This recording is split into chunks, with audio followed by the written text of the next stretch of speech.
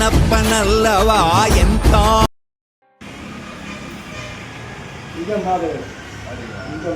நாளைக்கு நீ தான் தியானம் பண்ணுறது ஸ்டார்ட் பண்ணுறியா? ஓம் நம சிவாய். தென்னாட்டாருக்கும் நிறைவாக போற்றி, தென்னாடுடைய சிவனே போற்றி.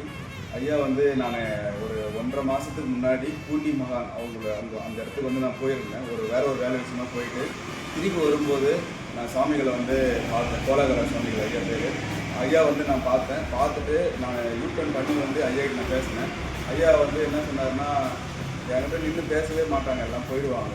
நானும் அவங்ககிட்ட பேசவே முடியாது. இப்போ பேசணும்னு நினச்சாலும் அவங்க அந்தளவுக்கு அவங்க சரியான ஒரு ஆளாக இல்லை, அதெல்லாம் பேசவும் மாட்டாங்க. நானும் யார்ட்டையும் பேச மாட்டேன். எனக்கு ஒரு நிலையான ஒரு இடம் இல்லை, நான் போயிட்டே இருப்பேன் நான் அப்படின்னு சொல்லிட்டு ஐயா சொன்னார். ஒரு ஐயாக்கிட்ட வந்து நான் கிட்டத்தட்ட ஒரு 1/2 மணி நேரத்துக்கு மேலே பேசிட்டு இருந்தேன். சில விஷயங்கள்லாம் ஐயா எனக்கு கற்றுக் கொடுத்தாரு.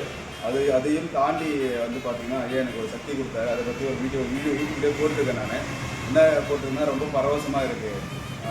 பாபாஜி கொடுப்பார் பார்த்தீங்களா, அந்த ரஜினி படத்தில், அந்தமாரி வந்து ஐயா கொடுத்தாரு. ஐயா வந்து எல்லை காளியம்மன் சக்தி வந்து கொடுத்தாரு. அது ரொம்ப மகிழ்ச்சியாக இருந்துச்சு. அந்த ஃபீலை நான் ஒரு வாரத்துக்கு அது அப்படியே எனக்குள்ளேயே இருந்துச்சு.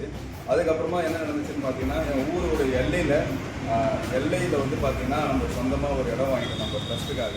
அதுக்கு ஒரு ஆலயம் அமைக்கணும்னு சொல்லி நினச்சிட்டு இருக்கோம். ரொம்ப சிறப்பாக இருக்குது ஐயாவை பார்த்தது. இன்றைக்கி ரொம்ப நாளுக்கு அப்புறம் இன்றைக்கி வந்து நம்ம தியானம் பண்ணோம். தியானம் பண்ணதுனால ஐயாவே நம்ம கோயிலுக்கு வந்தது எனக்கு ரொம்ப மகிழ்ச்சியாக இருக்குது. சொல்கிறதுக்கு அளவே இல்லை. ஏன்னா தியானம் பண்ண தாண்டி இன்னைக்குன்னு உட்காந்து நான் கரெக்டாக தியானம் பண்ணது ரொம்ப மகிழ்ச்சி ஆயிடுச்சு. கிட்டத்தட்ட ஒரு 1/2 மணி நேரம் பண்ணேன் கண்ணை மூடி.